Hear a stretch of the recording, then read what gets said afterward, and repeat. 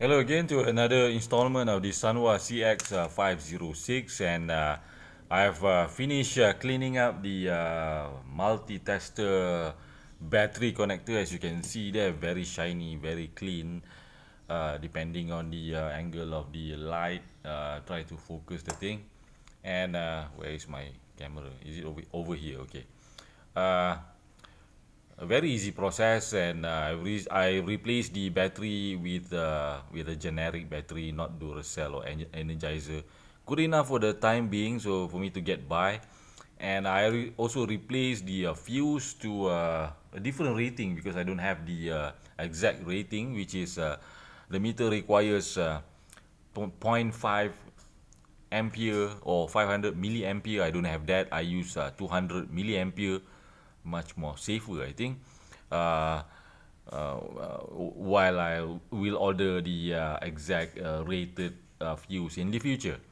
And everything looks cleaner now to me personally, because I know the difference. I'm not sure whether my camera can show the difference of before and after. And I've discovered one thing whereby pertaining to the battery slot itself, or battery compartment itself, which is the 9 volt compartment. Because at first I saw this, I saw how flimsy the battery connector itself. This is like Chinesium stuff. So I thought to myself, why not I change this? But then again, when I look at the internal compartment, I saw this. Let me try to focus. I saw this, which is a very smart design. It's a sort of like a restrainer or holder, because this kind of battery connector, especially this kind of open design, they intend to expand over time, and it's quite imminent. You see, either the you have this part expand, or the battery part expand, depending on the brand of the quality of the battery itself. No, I'm not talking. Yeah, this one.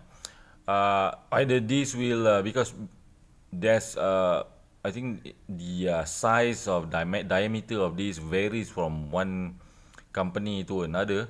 While I'm trying to focus this, and yeah, I will in time I will expand the connector itself. So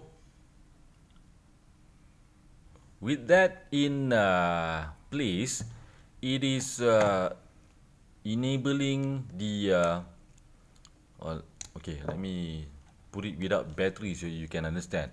So what happened is, when you put in the battery, the restrainer or whatever it is will keep the contact or connector close to acceptable, or touching what is that word, to secure, yeah, a secure connection from battery to connector, yeah. So very smart. If you put it this way, your battery, depending on your battery, I think the size of the negative,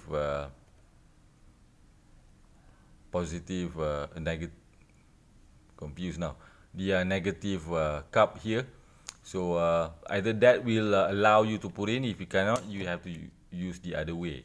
So very smart design, thumbs up. All these little things sometimes I don't see, and it's unfair not to report. Yeah, yeah, yeah. And I'm gonna put in the battery. So good thing that I didn't replace the battery connector before looking at the compartment very thoroughly. However, that itself already solved one problem, which is to hold the battery contact securely. However, when trying to put the cover back, and let me demonstrate by putting in the screw.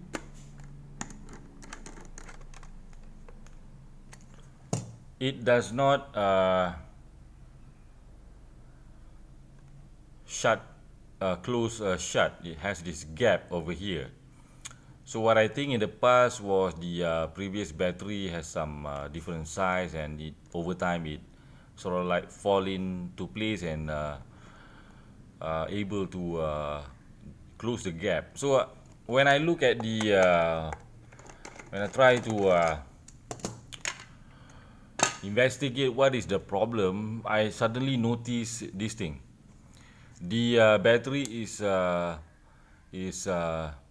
rested well in the compartment, but this thing is protruding out. So clearly the problem is this.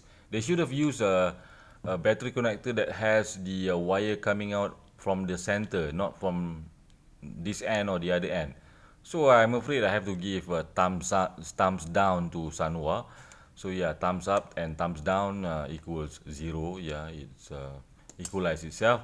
So maybe I will try to find another battery connector which will look flimsy in order to fit this box of area and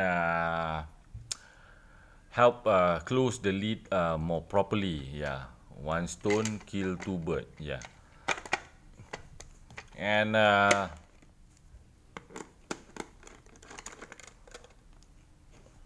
let's do some general checking. Put in the this phone is not very smart. I have to like give it order, and yeah. So let's go into continuity. I'm not going to go through all the controls and do a lot of demonstration, which will say which will waste everyone's time, especially when I didn't read the manual of what does what. So we're gonna go through the continuity. It doesn't have sound, so that's this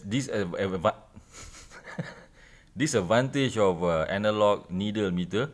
So, but it is good to have an LED. Yeah. And what more? Yeah, the needle itself always goes to the reverse, and I finally know why. You have to put the meter on its back flat, so it needs to be level with the bench or with the wheel, so that the needle does not go like that. So if you go if you hold it like this, it is easily influenced by gravity. That's my theory. If I put it flat on its back, it's gonna be within the numbered range, or it starts from 0 where it should be.